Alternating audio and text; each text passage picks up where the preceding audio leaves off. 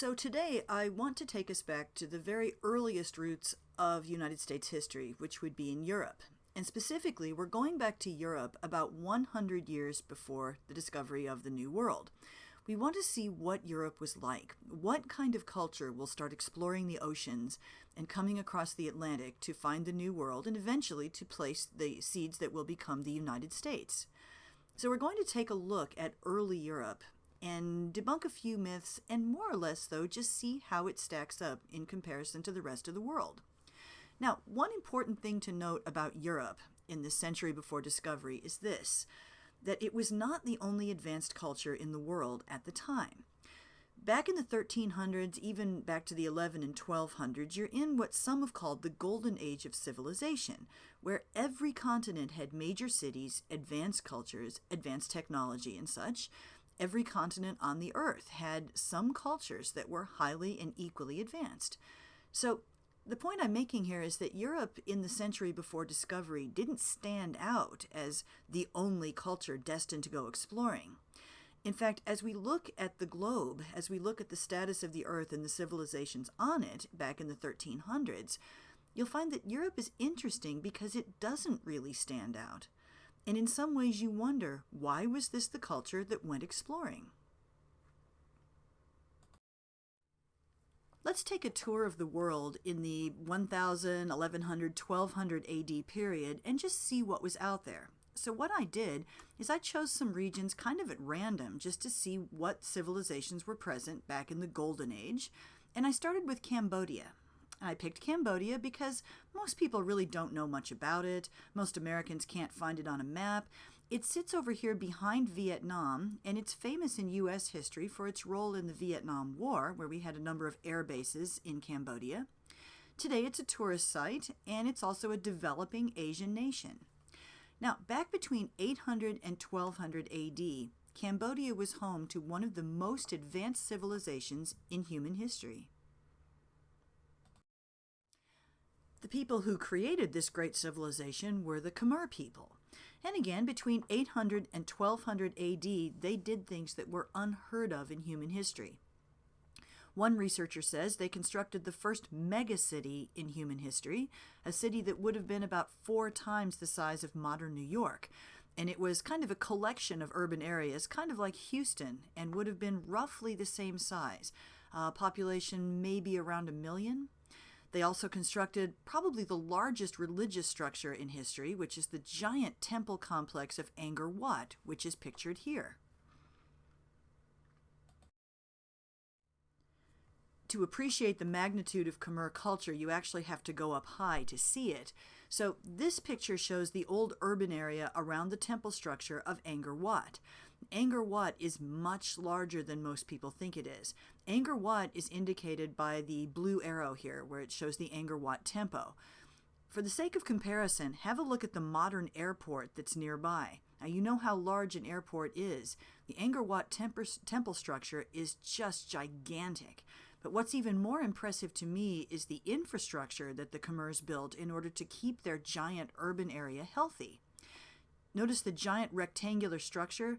That's a man-made lake that was hand-built by the Khmers back at the height of their civilization.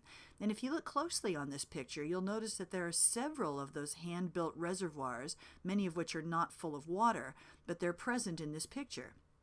And if you look just north of Angkor Wat, you see a large square that's filled in by trees. That was the center city of Angkor Thom, which was sort of the government and political center of this giant urban area. Back around 800 to 1200 AD, everything in this photograph would have been urbanized by the Khmers. Now, to make the point about how incredible Khmer culture was, we have New York City here on one side and the old urban area built by the Khmers on the other. In New York City, Central Park is underlined in red, as is the giant reservoir built by the Khmers. And these pictures were taken from the same altitude. This is about 52,000 feet above the ground using Google Earth. So again, some researchers have said that the overall urban area built by the Khmers around this Angkor Wat complex was about 4 times the size of New York City. And if you look at how many water reservoirs they built in order to keep this city healthy, the researchers are probably correct. This was a massive mega city. And they're not the only ones to do this. If you go to Africa, just south of the Sahara Desert, you find another one of these massive urban areas sitting in the middle of a giant desert. The Mali people built a city known as Timbuktu, and though it did not ever get as large as the giant urban structures built by the Khmers, Timbuktu in the 1500s topped out at over 100,000 people. That's quite an accomplishment for a city that's built in a desert. Now, Timbuktu was known as a center of trade, of learning. It had universities. It was a place where gold came through, where religions came through. Islam and Christianity passed through this city. This was almost a magical place in European legend because of its great wealth and great knowledge. Now, if we come to what Europeans called the New World, you find these mega cities here as well.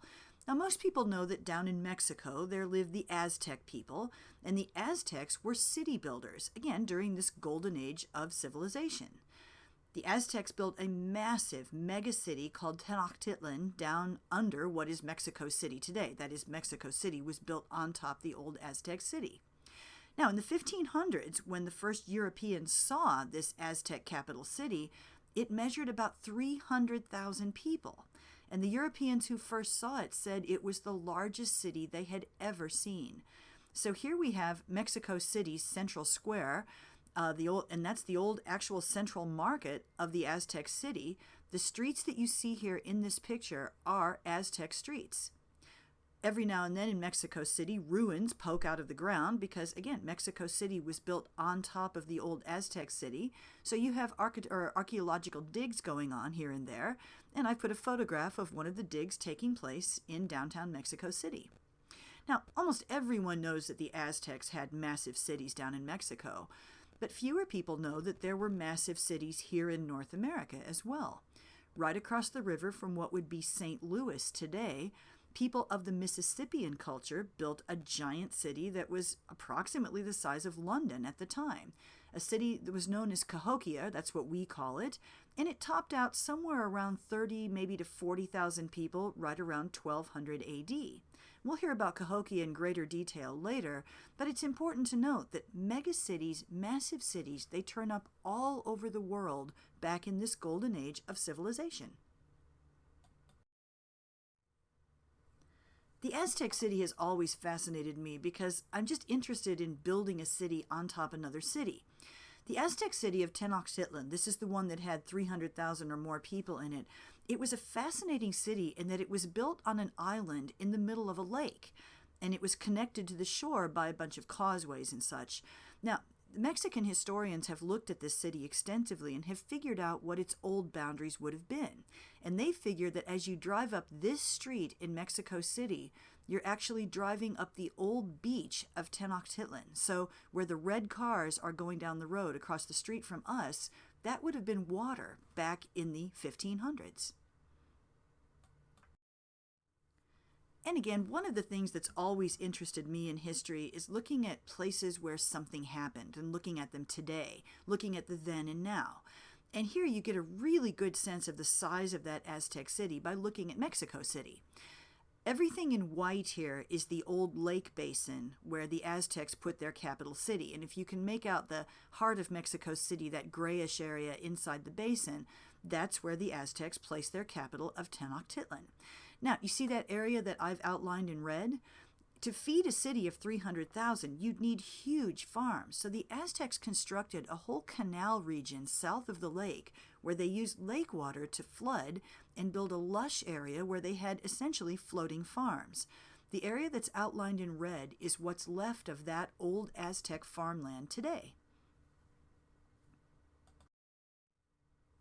And if you go down to Mexico City, some of that farmland still remains, a small amount of it. You can still go through the old canals built by the Aztecs and actually see where the Aztecs constructed a rather significant infrastructure in order to feed their massive cities.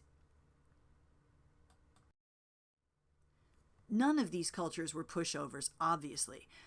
Everywhere we went, we see that Asians, Africans, Native Americans, they're all capable of building massive urban structures and keeping those structures alive and building the infrastructures they need to feed and provide water to their people.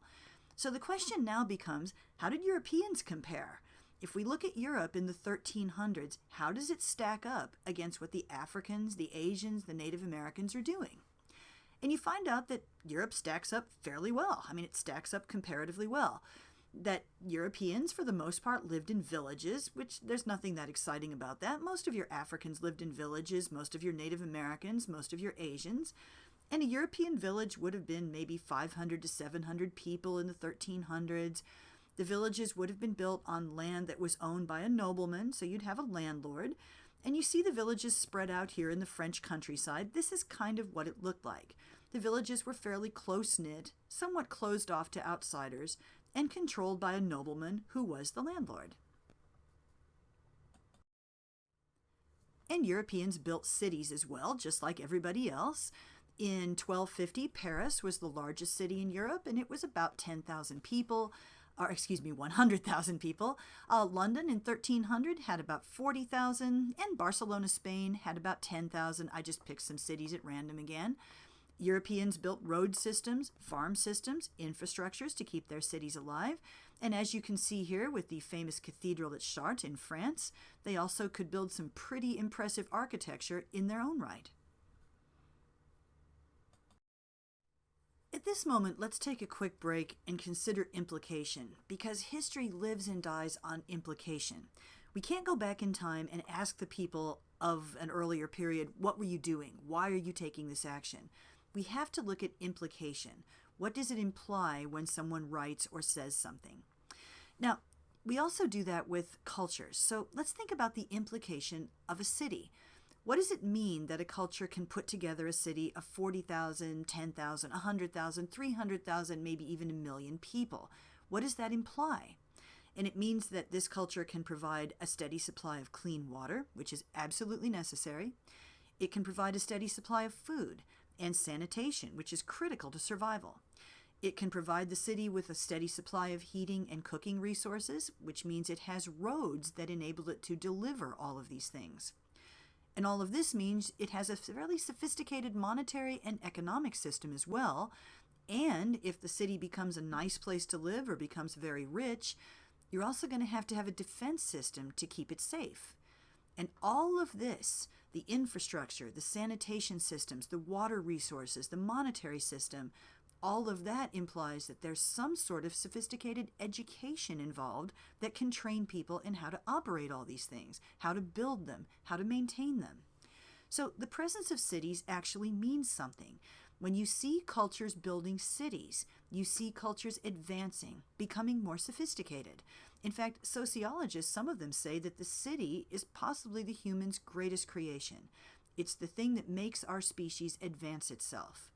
So when a culture builds cities, that means something. Now, you need to remember that because in the future in this class, we're going to see a part of American history in which part of our culture rejects the city.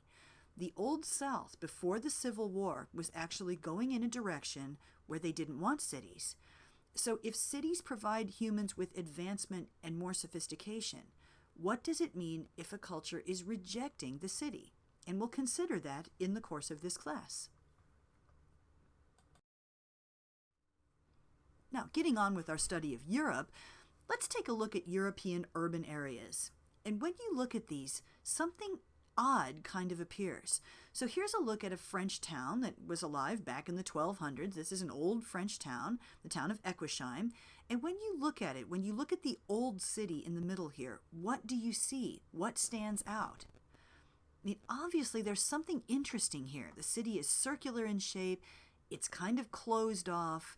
It prevents this kind of fortress-like appearance. And that tends to be true no matter where you are in Europe. Here is the old city of Hamelin in Germany, which again, this is the old city. You notice it has that same kind of circular structure, kind of walled off, kind of tightly compacted.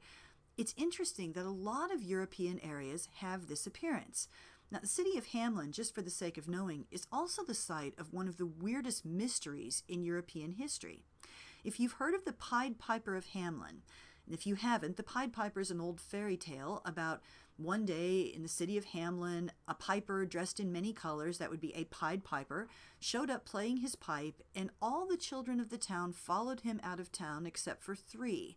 One child who had a bad leg, who couldn't keep up, one child who couldn't hear and didn't hear the piper, and one child who was blind who couldn't follow. All of the other children, 130 of them, left with the piper and were never seen again. And in the fairy tale, it's said that the piper comes in revenge, that the piper was hired to take the rats out of the town, and he did his job and drove all the rats away, and then the town wouldn't pay him, so he came and drove all the children away. What's disturbing is that the story of the Pied Piper of Hamelin is true. On June 26, 1284, while the parents of this town were in church because it was a holiday, it was a saint's day actually, a Pied Piper wearing many colors came to town and began playing his flute. He took 130 children of Hamelin off into the woods, and they were never seen again. And apparently this story is true because Hamelin actually maintains a label on the street where the children were last seen, which you see here in the red dot. And they also put up a stained glass window periodically commemorating the loss of their children. So again, the story of Hamelin is kind of it's very disturbing. But what we're looking at here, again, back to the lecture, is the structure of this town, closed off and circular. As you look at these cities, as I have the city structure, the city numbers up again, you'll notice that they have these walls around them. Many European urban structures are surrounded by walls and by gates. And again, I've got one from France here, one from Britain. It doesn't matter where you go. France, Germany, Britain, Spain. Walls and gates to keep the outside world out and the inside world in seem to be the norm in Europe. So you get to wondering about that. Why do European villages, European cities, why do they wall off the outside world? And what gets really interesting is when you start to consider the European mentality, which you can do through the nursery stories like the story of the Pied Piper. You see the Pied Piper here at the bottom? Notice the city of Hamelin is completely walled off. And this is a picture taken from a stained glass window that was put up right after the children were taken to commemorate them. And the stained glass window showed the walled city and the children being taken into the wilderness. Now, with all those walls around, what was the European mentality about the wilderness? What do the fairy tales and the nursery stories tell us? What do you find if you go into the woods in European fairy tales and European stories? You find werewolves, vampires. What does Little Red Riding Hood find when she goes into the woods? I mean, she finds a rabid wolf that's eating and killing everyone, including her grandmother. What happens to the children of Hamelin when they go into the woods with the Pied Piper? They're never seen again. What happens to Hansel and Gretel when they go into the woods? They find a witch, but not just any witch. She's a cannibalistic child-eating witch who burns children in ovens and then eats their bones and such. I mean, this is really bad stuff. And consider Shakespeare, who's writing in the 1500s and 1600s. Now, that's many years after the 1300s. That's 300 years later. But you've got to think, Shakespeare wants to sell plays. He wants people to come and hear what he has to say. So he's got to write themes that Europeans will find interesting or exciting or shocking. One of the things Shakespeare writes about a lot is banishment, being sent outside the walls of your city and into the woods. When Shakespeare writes about this, he writes about it as the worst thing that can possibly happen to you. Check this quote from Romeo and Juliet. This is Juliet talking about what's happened to Romeo. Now, Romeo has just killed Juliet's cousin, Tybalt, and Juliet is justifiably upset about this. And as punishment, Romeo is banished from Verona and is told he has to go live in another city. And Juliet's quote here, and this is from the late 1590s, like 1595 or so, she says, Romeo is banished. She says, to speak that word is father, mother, Tybalt, Romeo, Juliet, all slain, all dead. So she said, the idea that this guy has been banished means, to me, it means that everyone's dead. There is no end, no limit, no measure, bound. in that word's death. No words can that woe sound. In other words, she's so sad that he has to go outside the city that she doesn't even have words to describe how sad she is. I mean, that's pretty sad to think that all he got was banishment for murder. I mean, he was basically told he had to leave Victoria and go live in Goliad, and her reaction is, I'd rather die. There's no word that can describe how sorry I am that he's been banished. So this idea of going outside the city, even in Shakespeare's time, is still just horrifying to Europeans.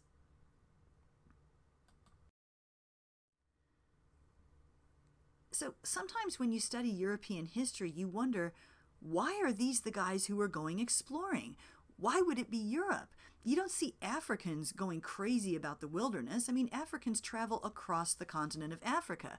Timbuktu's whole goal is to bring people in to learn from them and exchange ideas.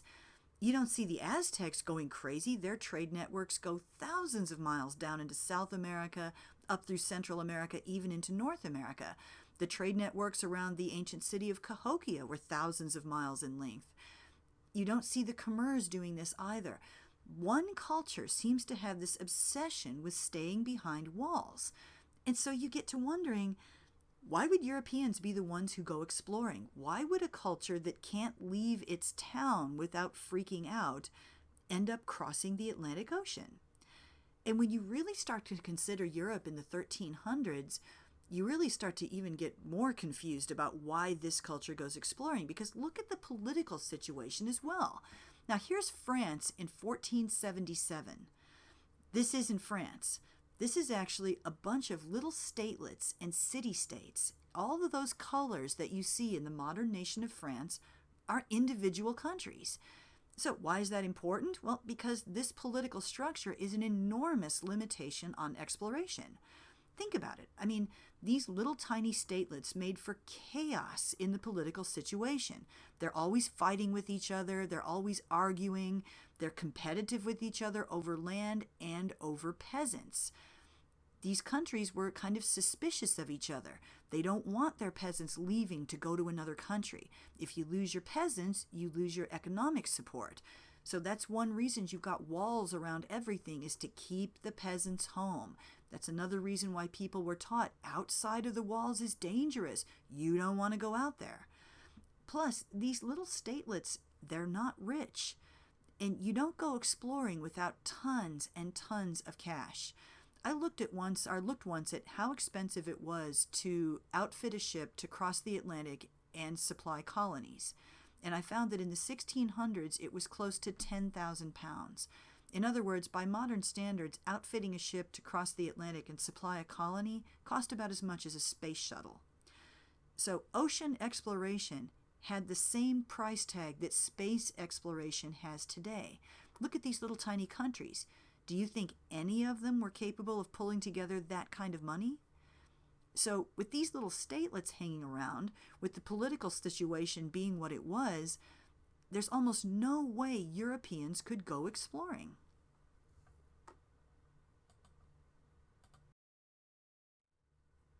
So that begs the question, why Europe? Why are Europeans going to be the ones to go out and take on the oceans?